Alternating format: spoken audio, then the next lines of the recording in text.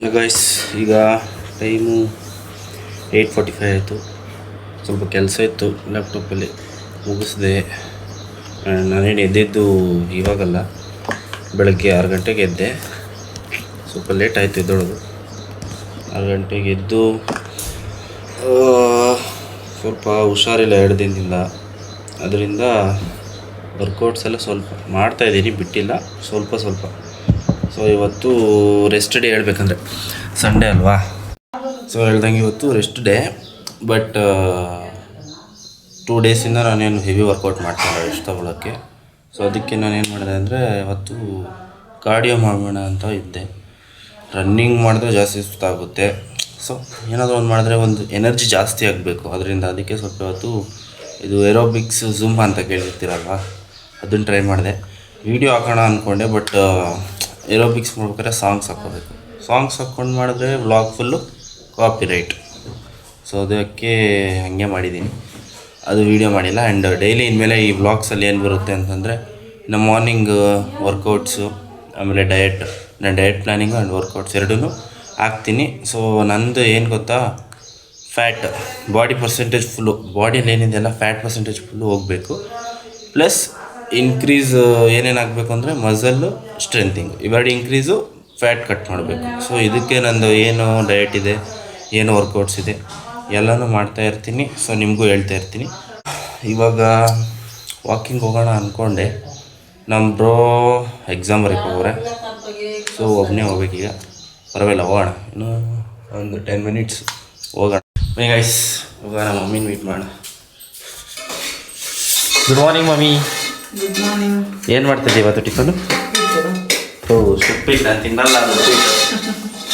ನನಗೆ ಬೇರೆ ಏನಾದರೂ ಮಾಡಿಕೊಡ್ತೀನಿ, ನಾನು ಉಪ್ಪಿಟ್ಟು ತಿನ್ನಲ್ಲ. ಉಪ್ಪಿಟ್ಟು ಮಾಡ್ತಾ ಇದ್ದಾರೆ ಮನೆಯಲ್ಲಿ. ನಾನು ಉಪ್ಪಿಟ್ಟು ಅಂದರೆ ಇಷ್ಟ ಆಗಲ್ಲ. ಈ ಉಪ್ಪಿಟ್ಟು, ಬಸ್ಸಾರು, ಉಪ್ಸಾರು ಇವೆಲ್ಲ ನನಗೆ ಇಷ್ಟನೇ ಆಗಲ್ಲ. ಸ್ವಲ್ಪ ನಾರ್ಮಲ್ ಆಗಿರಬೇಕು ತಿನ್ನುವಂಥದ್ದು. ಇದೆಲ್ಲ ನಾನು ಡಯಟಲ್ಲಿ ಆ್ಯಡ್ ಮಾಡ್ಕೊಂಬಿಟ್ರೆ ಗೊತ್ತಾ ನಾನು. ಸೊ ನಾನು ಡಯಟ್ ನಾಳೆಯಿಂದ ತೋರಿಸ್ತೀನಿ, ಇವತ್ತು ಏನು ತೋರಿಸಲ್ಲ ಡಯಟು. ಸೊ ಮಾಡಿದ್ರೆ ಕಂಟಿನ್ಯೂಸ್ ಆಗಿರಬೇಕು, ಯಾವುದೋ ಒಂದು ತೋರಿಸಿ ಒಂದು ಬಿಡೋದೆಲ್ಲ ಬೇಡ. ಸೊ ನಾಳೆನೇ ಪರ್ಫೆಕ್ಟಾಗಿ ತೋರಿಸ್ತೀನಿ. ಎಸ್ ಗಾಯ್ಸ್, ಎರಡನ್ನೆಲ್ಲ ವಾಕಿಂಗ್ ಹೋಗೋಣ ಅಂತ ವಾಕಿಂಗ್ ಬಂದಿದ್ದೀವಿ. ಅದಕ್ಕೂ ಮೊದಲು ವೆಲ್ಕಮಿಂಗ್ ಕೊಟ್ಟಿಲ್ಲ. ಸೊ ಹಲೋ, ಹಾಯ್, ನಮಸ್ತೆ guys, welcome back to my YouTube channel.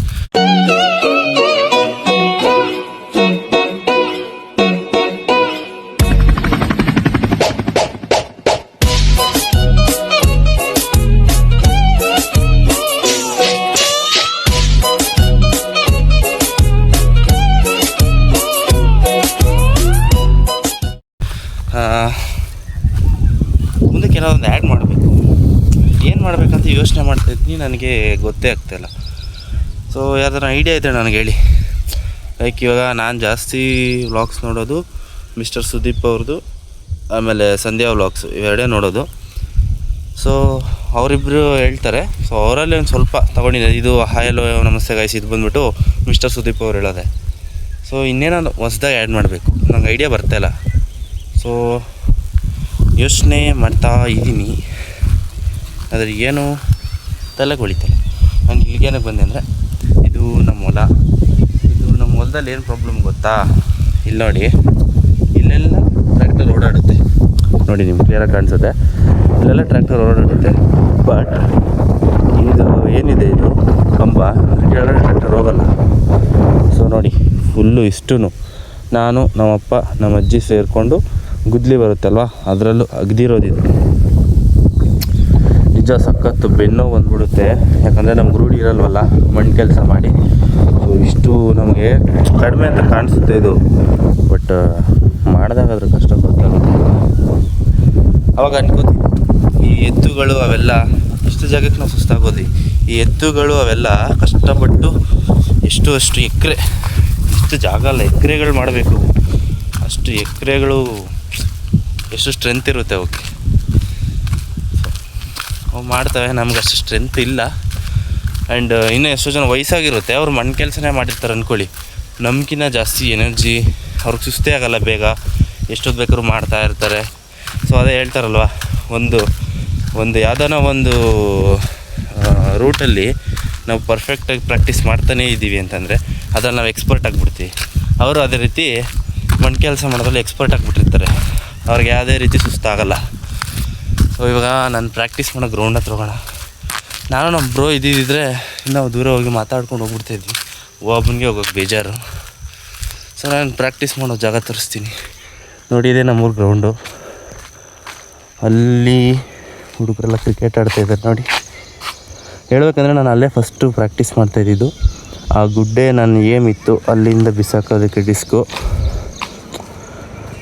But ಅವರು ಆಂಟಿ ಗೈಸ್ ಒಂದು ಆಂಟಿ ಸಿಕ್ಕಿದ್ರು. ಅವರು ನಮ್ಮ ಫ್ರೆಂಡ್ ಇದ್ದಂಗೆ, ಓಕೆನಾ? ಸರಿ ಹೇಳ್ತಾಯಿದ್ದೀನಿ ನೋಡಿ. ಈ ಗ್ರೌಂಡಲ್ಲಿ ಪ್ರಾಕ್ಟೀಸ್ ಮಾಡ್ತಿದ್ದೆ. ಬಟ್ ನಮ್ಮೂರವರು ಅಂದರೆ ಅವ್ರಿಗೂ ಆಸೆ ಅಲ್ವಾ ಕ್ರಿಕೆಟ್ ಆಡಬೇಕು ಅಂದರೆ. ಇದೊಂದೇ ಗ್ರೌಂಡ್ ಇರೋದು ನಮಗೆ. ಸೊ ಕಿತ್ತಾಡೋದು ಬೇಡ ಅಂತ ಬಿಟ್ಬಿಟ್ವಿ. ಅವರು ಕ್ರಿಕೆಟ್ ಮಾಡ್ಕೊಬಿಟ್ಟಿದ್ದಾರೆ ಈಗ. ಅಂದರೆ ಟೂರ್ನಮೆಂಟ್ ಆಯಿತು, ಒಂದೇ ಊರವರು ಟೂರ್ನಮೆಂಟ್ ಮಾಡಿದ್ರು. ನಮ್ಗೆ ಅಷ್ಟು ಕ್ರಿಕೆಟೆಲ್ಲ ಬರೋಲ್ಲ. ನಮ್ಮದೇನಿದ್ರು ಥ್ರೋಯಿಂಗ್ಸು, ವಾಲಿಬಾಲ್ ಇವೆರಡು ಬಿಟ್ಟರೆ ಏನೂ ಬರೋಲ್ಲ. ಅವರು ಕ್ರಿಕೆಟ್ ಆಡಿಕೊಂಡ್ರು, ನಾನು ಬಿಟ್ಬಿಟ್ಟೆ ಆ ಗ್ರೌಂಡು. ಆಮೇಲೆ ಮತ್ತೆ ಇನ್ನೇನು ನನಗೆ ಪ್ರಾಬ್ಲಮ್ ಇಡಬಾರ್ದು ಅಂತ ಸಿಮೆಂಟ್ ಸೆಕ್ಟರ್ ಹಾಕ್ಕೊಬಿಟ್ಟೆ ನಾನು. ಯಾಕೆ ಸಿಮೆಂಟ್ ಹಾಕ್ಕೊಂಡೆ ಅಂದರೆ ಇನ್ನೊಂದು ಸರಿ ಬಂದು ಮತ್ತೆ ನಾನು ಇಲ್ಲಿ ಕಬಡ್ಡಿ ಮಾಡ್ತೀನಿ ಅಂದರೆ ನಾನು ಬಿಡೋಕ್ಕಾಗುತ್ತಾ? ಹೋಗ್ತಾಯಿದ್ದೀನಿ, ಎಲ್ಲೋಗಲಿ ನಾನು. ಅದಕ್ಕೆ ನಾನು ಇಲ್ಲಿ ಸೆಕ್ಟರ್ ಹಾಕ್ಬಿಟ್ಟೆ ಸಿಮೆಂಟ್ದು. ಆ್ಯಂಡ್ ಈ ಗೇಟ್ ತೆಗೆದು ಅವತ್ತು ನಮ್ಮ ಟೆಂಪೋಲ್ಲೇ ಎಲ್ಲ ಐಟಮ್ಸ್ ತೊಗೊಬಂದಿದ್ದು. ಸ್ಕೂಲವರು ಸಪೋರ್ಟ್ ಮಾಡಿದ್ರು, ಐಟಮ್ಸ್ ಎಲ್ಲ ಸ್ಕೂಲಿಂದನೇ ಕೊಟ್ಟಿದ್ದು. ಸೊ ಇಲ್ಲೇ ಬಂದ್ವಿ. ಅವತ್ತು ನಾನೇ ತೊಗೊಬಂದಿದ್ದು ಟೆಂಪೋ. ಈ ರೋಡಲ್ಲಿ ಬಂದು ಇಲ್ಲಿ ಇಳಿಸ್ನಪ್ಪ. ಇಲ್ಲಿ ಇಳಿಸಿ ಮುಂದಕ್ಕೆ ಹೋಗ್ತಾಯಿದ್ದೀನಿ. ಹಿಂದೆ ಟೈರ್ ಪಂಚರ್. ಎಲ್ಲಿ ಪಂಚರ್ ಆಯ್ತು ಸೀರಿಯಸ್ಸಾಗಿ ಗೊತ್ತಿಲ್ಲ. ಆವತ್ತು ಬೇರೆ ನಾನೇ ಓಡಿಸ್ತಾಯಿದ್ದೀನಿ. ನಮ್ಮಪ್ಪ ಓಡಿಸಿದ್ರೆ ಒಂಥರ ಏನೋ ಅಂತ ಇರಲಿಲ್ಲ. ನಾನು ಓಡಿಸ್ತಾಯಿದ್ದೀನಿ. ನಮ್ಮಪ್ಪ ಹೇಳಿದ್ರು, ಎಲ್ಲ ಹಚ್ಬಿಟ್ಟಿದ್ಯಾ ಆಣಿ. ಅದು ಸ್ಕ್ರೂ ಹತ್ತಿತ್ತು. ಆ ಸ್ಕ್ರೂ ಎಲ್ಲಿತ್ತು ಅಂತಲೂ ಗೊತ್ತಿಲ್ಲ ನನಗೆ, ಸೀರಿಯಸ್ಸಾಗಿ ಕಾಣಿಸ್ಲಿಲ್ಲ. ಸ್ಕ್ರೂ ಹತ್ಬಿಟ್ಟಿತ್ತು. ಗಾಳಿ ಅನಿಸುತ್ತೆ, ಜೋರಾಗಿ ಗಾಳಿ ಬರ್ತಾಯಿದೆ. ಕೇಳಿಸಿಲ್ಲ ಅಂದರೆ ಬೈಕೋಬೇಡಿ, ಏನು ಮಾಡೋಕ್ಕಾಗಲ್ಲ. ಗಾಳಿ ಜೋರಾಗಿದೆ, ಯಾಕಂದರೆ ಇಲ್ಲಿ ನೀಲಗಿರಿ ತೋಪಿದೆ ಅಲ್ವಾ. ಇದು ನಮ್ಮ ಬ್ರೋ ಅವ್ರದ್ದು, ಇದು ನಮ್ಮ ಹೊಲ. ತೋರಿಸ್ತೀನಿ, ಹೊಲದ ಹತ್ರ ಹೋಗ್ತೀನಿ ನೋಡಿ ಗಾಯ್ಸ್. ನನ್ನಲ್ಲಿ ಏಮ್ ಕಾಣಿಸ್ತಿದ್ಯಾ? ಅಲ್ಲಿ ಇಟ್ಟಿದ್ದೀನಿ ನೋಡಿ, ಈ ಕಲ್ಲು ನನ್ನ ಏಮ್. ಈಗ ಅಷ್ಟು ದೂರ ಹೋಗ್ತಿಲ್ಲ, ಬಟ್ ಪರವಾಗಿಲ್ಲ, ಹೋಗ್ತಿದೆ. ನಾನು ಥ್ರೋ ಹಾಕಿ 1 ವಾರ ಆಗೋಯ್ತು, ಹುಷಾರೇ ಇಲ್ಲ. ಅದಕ್ಕೆ ಮುಂಚಿನ 3 ದಿನ ಸ್ಕಾಲರ್ಶಿಪ್ ಓದಿದ್ದು ಅಪ್ಲೈ ಮಾಡ್ಕೊಂಡಿದ್ದೆ ನೋಡಿ. ಇದೇ ಸಿಮೆಂಟ್ ಸೆಕ್ಟರ್ ನಾನು ಹಾಕ್ಕೊಂಡಿರೋವಂಥದ್ದು. ಏನೋ ನಾರ್ಮಲಾಗಿ ಹಾಕ್ಕೊಂಡಿದ್ದೀನಿ. ಸೊ ಇಲ್ಲಿಂದ ಥ್ರೋ ಮಾಡೋದು. ಅಲ್ಲಿ ಕಾಣಿಸಿದಲ್ಲ ನಮ್ಮ ಹೊಲ, ಅಲ್ಲಿಗೆ ಥ್ರೋ. ಆ್ಯಂಡ್ ಇಲ್ಲಿ ನೋಡಿ, ನಾವು ವೆಂಕಿ ಲಾಂಗ್ ಜಂಪ್ ಪ್ರಾಕ್ಟೀಸ್ಗಂತ ಮಾಡಿಸಿ ಅವತ್ತು ಇಲ್ಲಿ ಮಾಡಿದಾಗ ಇಲ್ಲೂ ಮಾಡಿಸ್ಕೊಟ್ವಿ. ಆಮೇಲೆ ಇಲ್ಲಿ ಗಂಟೆ ದೂರ ಆಗುತ್ತೆ. ಆಮೇಲೆ ಅಲ್ಲಿ ಮರಳಿದೆ, ಅಲ್ಲೆಲ್ಲ ಮರಳೇ ಅದು. ಯಾಕಂದರೆ ಫುಲ್ ನೋಡಿ ಈ ಹೈಟ್, ಫಸ್ಟು ಈ ಹೈಟ್ ಇದ್ದಿದ್ದು ಎಷ್ಟು ಕೊರೆದು ಯಾವ ಹೈಟ್ ಆಗಿಬಿಟ್ಟಿದೆ. ಸೊ ಅಲ್ಲಿರೋದೆಲ್ಲ ಮರಳೆ ಅಲ್ವಾ. ಆ ಮರಳು ತಂದು ಹಾಕ್ಕೋಬೇಕಿಲ್ಲಿ. ಬಟ್ ಗಾಡಿಲೆಲ್ಲ ಆಗಲ್ಲ ಗೈಸಿಲ್ಲಿ, ಫುಲ್ಲು ಮರಳು ಜಾರುತ್ತೆ. ಹೊತ್ಕೊಂಡು ಬಂದು ಹಾಕೋದಂದರೆ ಮುಗಿದ ಕತೆ ನಮ್ಮದು, ಕಷ್ಟ. ಅದಕ್ಕೆ JCB ಅಥವಾ ಟ್ರ್ಯಾಕ್ಟರ್ ಬಂದರೆ ಎಲ್ಲ ತೊಗೊಬಂದು ಇಲ್ಲಿ ಹಾಕ್ಕೋಬೋದು. ಬಟ್ ಅವ್ನು ರೆಡಿ ಇಲ್ಲ, ದೂರ ಅಲ್ಲೇ ಮಾಡ್ಕೋತೀನಿ ನಾನು ಅಂತ ಅವನು. ನೋಡಿ ಅಲ್ಲಿ ನಾನು ನಮ್ಮ ಬ್ರೋ ಬಂದಿದ್ದರೆ ಆ ಗುಡ್ಡೆ ಮೇಲೆ ಕೂತ್ಕೋತಾ ಇದ್ವಿ, ಇಲ್ಲ ನಿಂತ್ಕೊಂಡು ಅಲ್ಲಿಂದ ಫುಲ್ಲು ಊರೆಲ್ಲ ನೋಡ್ಕೊಂಡು ಮಾತಾಡ್ಕೊಂಡಿರ್ತೀವಿ.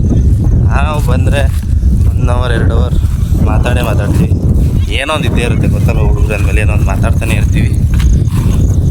ಇದೆಲ್ಲ ನಾನು ನಮ್ಮ ಅಜ್ಜಿ ಕ್ಲೀನ್ ಮಾಡಿದ್ದು ಗೈಸ್. ಇದೇ ಥರ ಇತ್ತು ಹುಲ್ಲು ನೋಡಿ. ಇವಾಗ 2-3 ದಿನದಿಂದ ನಾನು ಏನೋ ಅಲ್ಲಿ ಪ್ರಾಕ್ಟೀಸ್ ಮಾಡಿಲ್ಲ ಅಲ್ವ, ಇದೆಲ್ಲ ಹೋಗ್ಬಿಡುತ್ತೆ ಡಿಸ್ಕ್ ಬಿದ್ದು ಅಥವಾ ನಾನು ಓಡಾಡಿದ್ರೆ 2 ದಿನದಲ್ಲಿ ಹೋಗುತ್ತೆ ನೋಡಿ. ಎಷ್ಟು ಕ್ಲೀನ್ ಮಾಡ್ಕೊಂಡಿದ್ದೀನಿ ಅಲ್ಲೆಲ್ಲ. ಅಂದರೆ ಡಿಸ್ಕ್ ಬೀಳೋ ಹತ್ರ ಮಾತ್ರ ಕ್ಲೀನ್ ಮಾಡಿರೋದು, ಯಾಕಂದರೆ ಕಲ್ಲೆಲ್ಲ ಇದ್ದರೆ ಡಿಸ್ಕ್ ಹೊಂಟೋಗುತ್ತೆ ಬೇಗ. ಬನ್ನಿ ಹೊಲ್ದಲ್ಲಿ ತೋರಿಸಿದ್ವಿ. ಅವತ್ತು ಮರ ಬಿದ್ದೋಗಿದೆ, ಜೋರು ಗಾಳಿ. ಈ ಕಡೆ ನೋಡಿ ಇಷ್ಟಿಷ್ಟು ಉದ್ದ ಇದೆ ಮರಗಳು, ಬಿದ್ದೋಗ್ಬಿಟ್ಟಿತ್ತು. ಮಧ್ಯದೆಲ್ಲ ಮುರಿದೋಗಿ ಬಿದ್ದೋಗಿದೆ. ತೋರಿಸ್ತೀನಿ 1 ನಿಮಿಷ.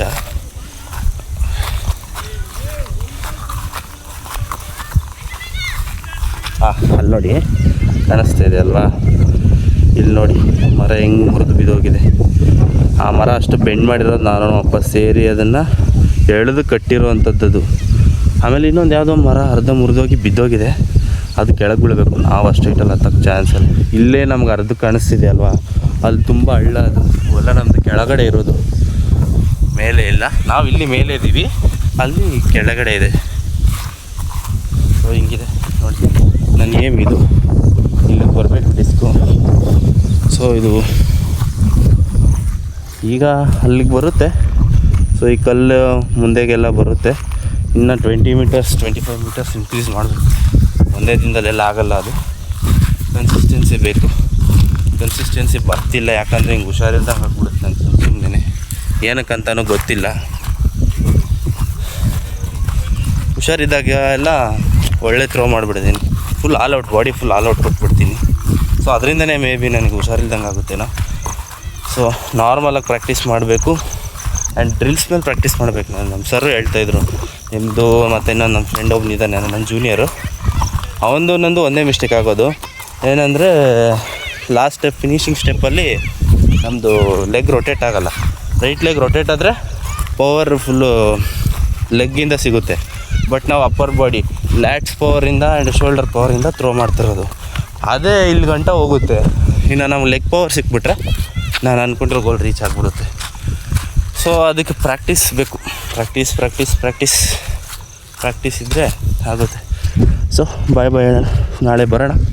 ಆ್ಯಂಡ್ ಈ ಮಳೆದೊಂದು ಬೇಜಾರು ಏನಂದರೆ, ಕರೆಕ್ಟಾಗಿ ನಾನು ಪ್ರಾಕ್ಟೀಸ್ ಮಾಡೋ ಟೈಮ್ಗೆ ಮಳೆ ಬಂದೇ ಬರುತ್ತೆ. ಅದಕ್ಕೆ ನಾನೇ 2:30 ಫಿಕ್ಸ್ ಮಾಡಿರ್ತೀನಿ, 2 o'clockಗೆ ಬಂದು ಪ್ರಾಕ್ಟೀಸ್ ಮಾಡ್ತೀನಿ. ಯಾಕಂದರೆ ನಾನು ಫಿಕ್ಸ್ ಮಾಡಿರೋ ಟೈಮ್ಗೆ ಮಳೆ ಬರೋದು, ಅದು ಹೆಂಗೆ ಗೊತ್ತಾಗುತ್ತೋ ಗೊತ್ತಿಲ್ಲ. ಸೊ ಅರ್ಧ ಗಂಟೆ ಮುಂಚೆ ಬಂದು ಪ್ರಾಕ್ಟೀಸ್ ಮಾಡಿಬಿಡ್ತೀನಿ.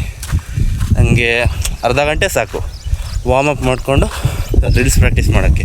ಇನ್ನು ಟೈಮ್ ಬೇಕು ಅಂದರೆ ಇನ್ನು ಥ್ರೋಯಿಂಗ್ಸ್ ಬೇಕಾಗುತ್ತೆ ಟೈಮು. ಒಂದು ಥ್ರೋ ಮಾಡಿದ್ರೂ ಆಗುತ್ತೆ, ಮಾಡದಿದ್ರೂ ಆಗುತ್ತೆ. ಬಟ್ ಡ್ರಿಲ್ಸ್ ಆ್ಯಂಡ್ ವಾರ್ಮಪ್ ಮಾಡಲೇಬೇಕು.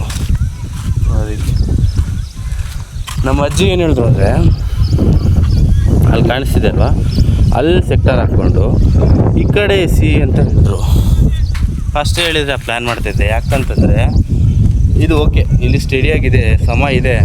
ಬಟ್ ಅಲ್ಲಿ ಹಳ್ಳ ಮಾಡಿರೋದ್ರಿಂದ ಏನಾಗುತ್ತೆ ಗೊತ್ತಾ, ಎಲ್ಲ ನೀರು ತುಂಬ್ಕೊಂಡ್ಬಿಡುತ್ತೆ. ಜೋರು ಮಳೆ ಬಂದರೆ, ತುಂಬ್ಕೊಂಡಿಲ್ಲ ಅಷ್ಟು ಜೋರಾಗಿ ಬಂದ್ರೂ, ಬಟ್ ಇದೆಲ್ಲ ನೀರು ತುಂಬ್ಕೊಂಡೆ ಹಿಂಗಾಗಿರೋದು.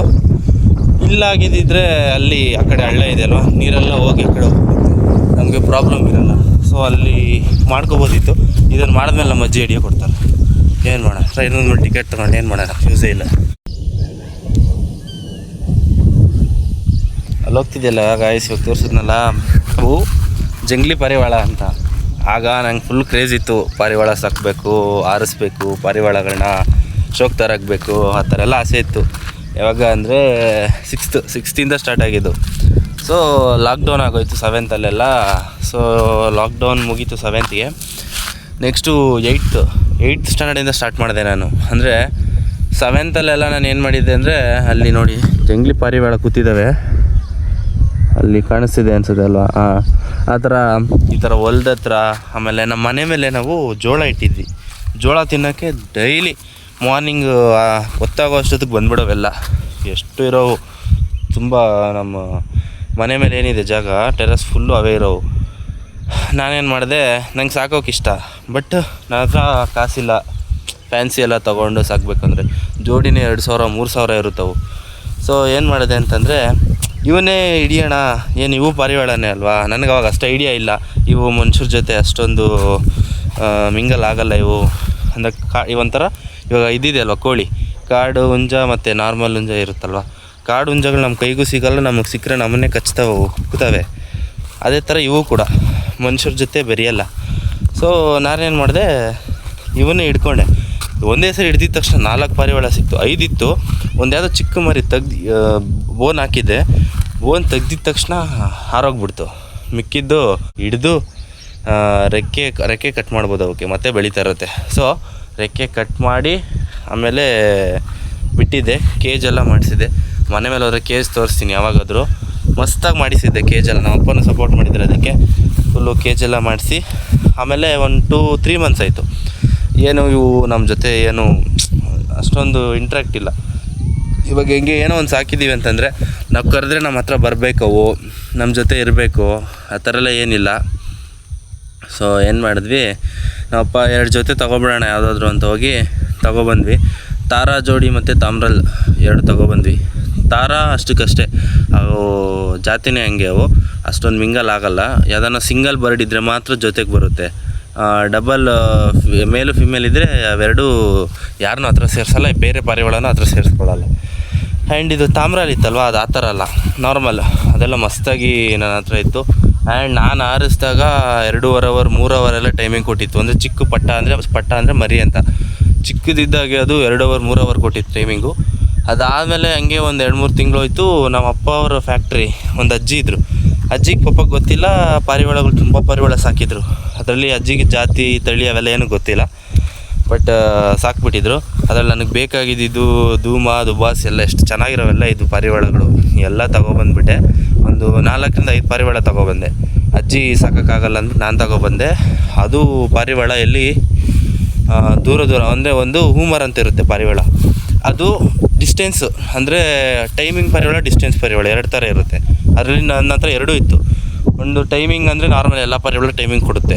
ಒಂದು ಡಿಸ್ಟೆನ್ಸ್ ಒಂದೇ ಒಂದಿದೆ ಸಿಂಗಲ್, ಅದನ್ನು ಎಲ್ಲೇ ಎತ್ಕೊಂಡು ಹೋಗ್ಬಿಟ್ರು ಮತ್ತೆ ವಾಪಸ್ ಬಂದು ನಾವು ಎಲ್ಲಿ ಛತ್ರಿ ಅಂತ ಇರುತ್ತೆ, ರೂಢಿ ಮಾಡಿರ್ತೀವಿ ಛತ್ರಿ, ಅದ್ರ ಮೇಲೆ ಬಂದು ಕೂತ್ಕೊಳ್ಳುತ್ತೆ. ಸೊ ಆ ಥರ ರೂಢಿ ಮಾಡಿಸಿದೆ ಫಸ್ಟು, ಒಂದು ವೀಕ್ ಅಷ್ಟೇ ಅದು ರೂಢಿ ಮಾಡಿಸಿದೆ. ನೆಕ್ಸ್ಟು ನಮ್ಮ ಹೊಲದಿಂದ ಬಿಡುವಂಥದ್ದು, ಇಲ್ಲಿ ಕಾಣಿಸಿದೆ ಅಲ್ವ ಕಂಬದ ಹತ್ರ ಬಿಡೋದು. ಅವು ಪ್ರಾಕ್ಟೀಸ್ ಆಗಿಲ್ಲ ಅಂದರೆ ಏನಾಗುತ್ತೆ ಗೊತ್ತಾ, ಹೈಟ್ ಎಲ್ಲಿರುತ್ತೆ ಜಾಗ, ಹೈಟ್ ಇರೋ ಜಾಗದಲ್ಲಿ ಹೋಗಿ ಕೂತ್ಕೊಂಡ್ಬಿಡುತ್ತೆ. ಆವಾಗ ನೋಡುತ್ತೆ ಎಲ್ಲಿ ಜಾಗ ಇದೆ, ನಾನು ಎಲ್ಲಿ ಪ್ಲೇಸ್ ಅಂತ ಹೈಟ್ಗೆ ಹೋಗಿ ನೋಡುತ್ತೆ. ಆಮೇಲೆ ಅದ್ರ ಪ್ಲೇಸ್ಗೆ ಅದು ಬರುತ್ತೆ. ಬಟ್ ನಾನು ಹೂಮರ್ ಸಾಕಿದ್ನಲ್ಲ, ಎಲ್ಲೂ ಕೂತ್ಕೊಂಡಿಲ್ಲ. ಅದು ಎಲ್ಲಿ ಬಿಟ್ಟಿದೆ ಅಂತ ತುಂಬ ದೂರದಿಂದ ಬಿಟ್ಟಿದ್ದೀನಿ ನಾನು. ಚಿಕ್ಕನಹಳ್ಳಿ ಈ ಕಡೆ ಊರುಗಳಿಗೆಲ್ಲ ಎತ್ಕೊಂಡು ಹೋಗ್ಬಿಟ್ಟು 400 ಎಲ್ಲ ತೊಗೊಂಡೋಗಿ ಬಿಡ್ತಾಯಿದ್ವಿ. ಅಲ್ಲಿಂದ ಬಿಟ್ಟರೆ ಒಂದಿನ ಏನು ಮಾಡಿದ್ದೀನಿ, ಹಿಂಗೆ ಆಸೆ ನನಗೆ ಎಷ್ಟು ದೂರದಿಂದ ಬರುತ್ತೆ ಅಂತ. 4-5 ಸರಿ ಇಲ್ಲೇ ಊರಿಂದ ಆಚೆ ಬಿಟ್ಟಿದ್ದೀನಿ, ಬಂದು ಕೂತ್ಕೋತು. ಅದು ಗಂಟ್ಲು ಒಣಗೋದ್ರೆ ಒಂಥರ ಬಾಯಿ ತಕ್ಕೊಂಡಿರುತ್ತೆ, ಆ ಥರ ಇತ್ತು. ನಾನು ಎತ್ಕೊಂಡೋಗಿ ಚಿಕ್ಕನಹಳ್ಳಿ ಹತ್ರ ಹೋದೆ. ಚಿಕ್ಕನಹಳ್ಳಿ ಹತ್ರ ಹೋಗಿ ಬಿಟ್ಟೆ. ಅಂದರೆ ನೀರು ಕುಡಿಸ್ಬಿಟ್ಟು ಬಿಡಬೇಕಿತ್ತು ನಾನು, ಬಟ್ ಏನು ಮಾಡಿದೆ, ಕೈಯೇನೋ ಬಂತು, ನೀರು ಕುಡಿಸ್ಬಿಟ್ಟು ಬಿಡಬೇಕಿತ್ತು. ಹಾಗೆ ಬಿಟ್ಟೆ, ಕರ್ಕೊಂಡೋಗಿ ಬಂದುಬಿಡುತ್ತಲ್ವ, ಇಲ್ಲೇ ಹತ್ರ 3 ಕಿಲೋಮೀಟ್ರ್ ಅಷ್ಟೇ ಇರೋ ದೂರ. ಬಿಟ್ಟೆ, ಬಂದ್ರಲ್ಲೇ ಇಲ್ಲ. 1 ಅವರ್ ಆಯಿತು, 1.5 ಅವರ್ ಆಯಿತು, ಏನು 10 ನಿಮಿಷದ ಜಾಗ ಬಂದೇ ಇಲ್ಲ. ಹೋಗ್ಬಿಡ್ತೇನೋ ಅಂದರೆ ಆ ಕಡೆ ತಟ್ಟೆಕೆರೆ ಇದೆ ಅಲ್ವಾ, ಕಾಡು ನೋಡಿಕೊಂಡು ಬೇರೆ ಪಾರಿವಾಳಗಳ ಜೊತೆ ಹೋಗ್ಬಿಡ್ತು ಅಂದ್ಕೊಂಡು ಫುಲ್ ಟೆನ್ಷನ್ ಆಗಿಬಿಟ್ಟಿತ್ತು ನನಗೆ. ಆ್ಯಂಡ್ 3 ಗಂಟೆ ಆಗೋಯ್ತು, ಪ್ರಾಕ್ಟೀಸ್ಗೆ ಹೋಗ್ಬೇಕು ನಾನು. ಅವಾಗೂ ಕೂಡ ಏನು ಮಾಡೋದು ಗೊತ್ತಾಗ್ತಾಯಿಲ್ಲ. ಆಮೇಲೆ ಪ್ರಾಕ್ಟೀಸ್ಗೆಲ್ಲ ರೆಡಿಯಾಗಿ ಲಾಸ್ಟ್ ಟೈಮ್ ಒಂದ್ಸರಿ ಹೋಗಿ ಎಲ್ಲ ಪಾರಿವಾಳ ನೀರಿಕ್ಬಿಟ್ಟು ಬರೋಣ ಅನ್ನೋ ಅಷ್ಟರಲ್ಲಿ ಬಂದು ಛತ್ರಿ ಮೇಲೆ ಕೂತಿತ್ತು.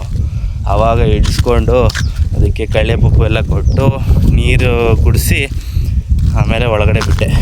ಆಮೇಲೆ ಪಾರಿವಾಳ ಏನಾಯಿತು, 10th ನಾನೇ ಸಾಕ್ಕೊಂಡಿದ್ದೆ. 10th 6 ತಿಂಗಳು 7 ತಿಂಗಳು ನಮ್ಮ ಅಪ್ಪ ನಮ್ಮ ಅಜ್ಜಿ ಇಬ್ಬರೇ ಸಾಕಿದ್ರು. ಅಂದರೆ ನಾನು ಫುಲ್ಲು ಸ್ಪೋರ್ಟ್ಸು ಓದೋದು ಇದರಲ್ಲೇ ಇದ್ಬಿಟ್ಟಿದೆ, ಅವರೇ ಸಾಕಿದ್ರು. ಆಮೇಲೆ ಆಗಲಿಲ್ಲ, ಫೈನಲ್ ಎಕ್ಸಾಮು ಇನ್ನೂ 1-2 ಮಂತ್ಸ್ ಇತ್ತು. ಆವಾಗ ಇಲ್ಲೇ ಗೊತ್ತಿರೋ ಹುಡುಗರಿಗೆ ಫ್ರೀಯಾಗೆ ಕೊಟ್ಬಿಟ್ಟೆ, ಎಲ್ಲ ಪಾರಿವಾಳ ಕೊಟ್ಬಿಟ್ಟೆ. ಏನಿದು ಅಂದರೆ ಒಂದು 20 ಜೋಡಿ ಗಂಟೆ ಇತ್ತು, 20 ಜೋಡಿ ಅಷ್ಟು ಪಾರಿವಾಳ ಕೊಟ್ಬಿಟ್ಟೆ. ಅದು ಸಾಕ್ಕೊಳ್ತೀನಿ ಅಂತ ಹೇಳಿದ್ದಕ್ಕೆ ಕೊಟ್ಟೆ. ಹುಡುಗರು ಸೇಮ್, ಅವರು ಒಂದು 8-9 ಅನಿಸುತ್ತೆ. ಸೊ ಸೇಮ್ ನನ್ನ ಥರ ಕ್ರೇಜ್ ಇತ್ತು ಅವ್ರಿಗೂ, ಸಾಕು ಕೊಟ್ಬಿಟ್ಟೆ. ಹೆಂಗಿದ್ದಾರೆ ಏನು ನಾನೇನು ಕೇಳೇ ಇಲ್ಲ. ಲಾಸ್ಟಿಗೆ ಸಾಕ್ಕೊಂಡಿರ್ತಾರೆ. ನಾನು ಮತ್ತೆ ಸ್ಟಾರ್ಟ್ ಮಾಡ್ಬೇಕಂತಿದ್ದೀನಿ ಪಾರಿವಾಳ. ಬಟ್ ಏನಂದರೆ ಸುತ್ತಮುತ್ತಲು ಎಲ್ಲ ಕೇಳ್ತಾರೆ ಪಾರಿವಾಳ ಸಾಕಬಾರ್ದು ಹಂಗೆ ಹಿಂಗೆ ಅಂತ. ನಾವೆಲ್ಲ ತಲೆ ಕೆಡಿಸ್ಕೊಳ್ಳಲ್ಲ, ನಮ್ಮ ಮನೇಲಿ ಅವೆಲ್ಲ ತಲೆ ಕೆಡಿಸ್ಕೊಳ್ಳಲ್ಲ. ಬಟ್ ಏನಂದರೆ ಅದಕ್ಕೆ ಟೈಮ್ ಕೊಟ್ಟಿರಬೇಕು. ಫಸ್ಟ್ PU ಸೆಕೆಂಡ್ PU ಎಲ್ಲ ಆಗಿಲ್ಲ. ಏನು ಬೆಳಗ್ಗೆ 7 ಗಂಟೆಗೆ ಎದ್ದು ಮತ್ತೆ ಸಂಜೆ ಬರೋದು 6 ಗಂಟೆ 7 ಗಂಟೆ ಜಿಮ್ ಮುಗಿಸ್ಕೊಂಡು ಎಲ್ಲಿ ಅವು ನೋಡೋಕ್ಕೆ ಟೈಮ್ ಇರೋಲ್ಲ. ಇವಾಗ ಏನು ಕಾಲೇಜು ಡಿಗ್ರಿ ಸೇರಿಬಿಟ್ಟಿದ್ದೀನಲ್ವಾ, ಇನ್ನೇನು ಮನೇಲೇ ಇರ್ತೀನಿ. ಪ್ರಾಕ್ಟೀಸ್ ಮಾಡ್ಕೋಬೇಕು, ಜಿಮ್ಗೆ ಹೋಗಬೇಕು, ಸೆಷನ್ಸ್ ಮುಗಿಸ್ಕೊಂಡು ಪಾರಿವಾಳ ನೋಡ್ಕೊತೀನಿ. ಸೊ ಹೆಂಗೋ ವ್ಲಾಗ್ಸ್ ಜೊತೆಗೆ ಮಾಡಿಕೊಂಡು ಪಾರಿವಾಳನ ಸಾಕೋಣ ಅಂತಿದ್ದೀನಿ. ಅದು ಒಳಗಡೆ ನಾನು ಬಾಕ್ಸ್ ಮಾಡಿಸಿದ್ದೆ. ಯಾವ ಥರ ಮಾಡಿಸಿದ್ದೆ ಅಂದರೆ ಎಷ್ಟು 24 kg ಮಾಡಿಸಿದ್ದೆ ವುಡ್ಡಲ್ಲಿ. ನಾನು ಮಾಡಿಸಿದ್ದೆ ಅಂದರೆ ನಾನು ನಾವು ಇಬ್ಬರೇ ಮಾಡಿದ್ದು. ವುಡ್ಡೆಲ್ಲ ಇತ್ತು ಮನೇಲಿ, ಮಿಷಿನ್ ತಂದು ಅದಕ್ಕೆಲ್ಲ ಮಾಡಿ ನಾವೇ ಮಾಡಿದ್ವಿ. ಆಮೇಲೆ ಹೊಡೆದಾಕ್ಬಿಟ್ವಿ, ಅದು ಆಗಿಲ್ವಲ್ಲ. 2 years, first year second year gap ಇತ್ತು, ಹೊಡೆದಾಕಿದ್ವಿ. ಮತ್ತೆ ಮಾಡ್ತೀನಿ, ಚಿಕ್ಕದಾಗಿ ಮಾಡಿ 2 ಜೊತೆ ತಗೊಬಂದು ಸಾಕ್ತೀನಿ ಮತ್ತೆ. ಅದೊಂದು ಆಸೆ. ಆಮೇಲೆ ಛತ್ರಿ ಕಟ್ಟಿದ್ವಿ ಮನೆ ನೈಟು, ಇವಾಗ ಅದು ಬಿಚ್ಚಿಬಿಟ್ಟಿದ್ದೀವಿ. ಮೊನ್ನೆ ಮಳೆ ಜೋರಾಗಿ ಬಂತಲ್ವ, ಗಾಳಿ ಬಿದ್ದರೆ ಹೋಗ್ಬಿಡುತ್ತೆ. ಮನೆಗಳು ಸೀಟ್ ಮನೆ ಇದೆ ಪಕ್ಕದಲ್ಲಿ, ಅದಕ್ಕೆ ಈಗ ಸಾಕಬೇಕು ಆಸೆ ಇದೆ. ಫಸ್ಟು ನಾಯಿ ತರಬೇಕು, 2 ನಾಯಿ ತರಬೇಕು. ನಮ್ಮ ಮನೇಲಿ ಇದ್ದಿದ್ದು 3 ನಾಯಿ ತಂದ್ವಿ. ಅದರಲ್ಲಿ ಫಸ್ಟ್ ಒಂದೇ ಒಂದು ನಾಯಿ 14 ವರ್ಷ ಇತ್ತು ನಮ್ಮ ಜೊತೆ. ಆಮೇಲೆ ಇನ್ನೊಂದು ನಾಯಿ ತಂದ್ವಿ, ಅದು ನಮ್ಮ ಅಜ್ಜಿಗೆ ಕಚ್ಬಿಡ್ತು, ಬಿಟ್ಬಿಟ್ವಿ ತಗೊಂಡೋಗಿ. ಇನ್ನೊಂದು ನಾಯಿ ತಂದ್ವಿ, ಗೋಲ್ಡನ್ ರಿಟ್ರೀವರು.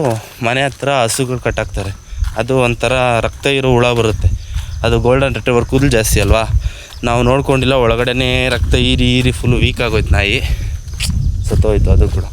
ಅದಕ್ಕೆ ಗೇಟ್ ಹಾಕ್ಸೋಗಂಟ ಏನು ತರೋದು ಬೇಡ ಅಂತಿದ್ದೀವಿ. ಗೇಟು ಹಾಕಿಸ್ಬೇಕು. ಗೇಟ್ ಹಾಕ್ಸಿದ ತಕ್ಷಣ 2 ನಾಯಿ ತರ್ತೀನಿ, ಒಂದೇ ತರಲ್ಲ 2 ನಾಯಿ ತರ್ತೀನಿ. ಮನೆ ಮುಂದೆಲ್ಲ ಬಿಟ್ಬಿಡ್ತೀನಿ. ನಾಯಿನ ಸಾಕಿ ಅದಾದಮೇಲೆ ಒಂದು 2-3 ತಿಂಗಳಾದಮೇಲೆ ಪಾರಿವಾಳ ಪ್ಲ್ಯಾನ್ ಹಾಕಿ ಪಾರಿವಾಳ ತರಬೇಕು.